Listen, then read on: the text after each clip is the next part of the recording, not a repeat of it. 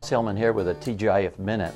Today I want to talk to you about culture and how a Christian can navigate the difficult aspects of the culture that we're living in today.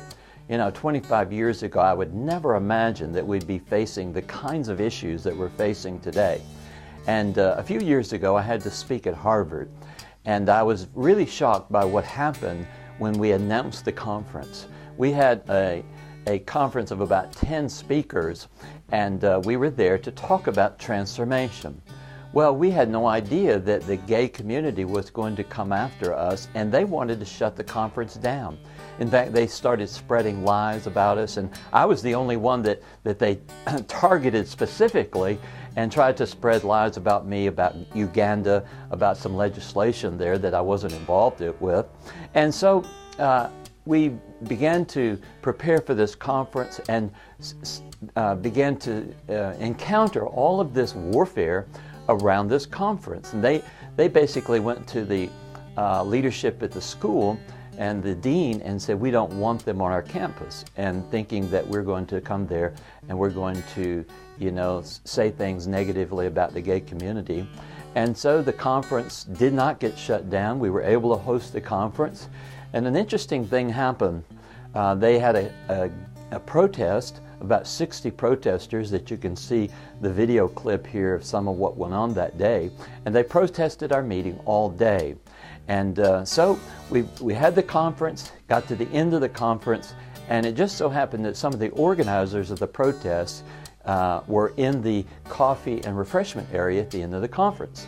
And we invited them in to talk to us. And we had a moderator, one of the Harvard professors, who actually went to the conference. And we went in this room, and there was about 7 of us, and we began to listen to what they wanted to share with us.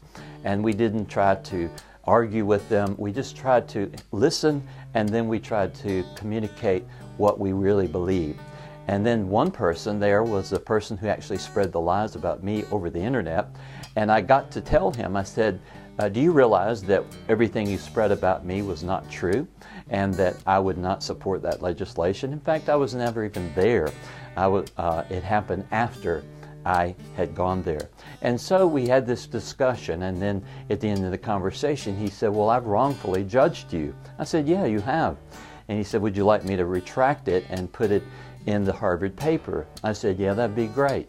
And so we had this discussion. Now, we didn't agree on philosophies and worldview, but we did listen, and we did build relationship with them. And that's one of the things I find that's missing in the body of Christ, that we immediately simply want to take an adversarial position toward those that differ with us.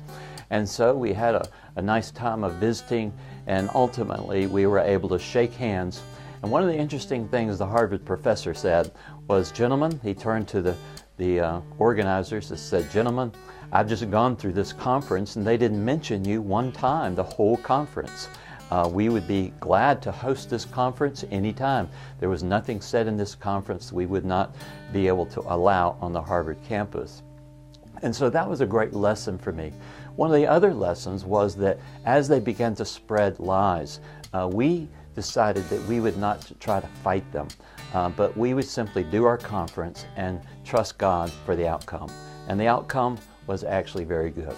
So perhaps that will help you as you think about how you can relate to those that differ from you on a spiritual realm and politically and otherwise. I talk a lot about culture change in my book, Change Agent, Engaging Your Passion to Be the One Who Makes a Difference. So I'd encourage you to check this book out on our bookstore, tgifbookstore.com.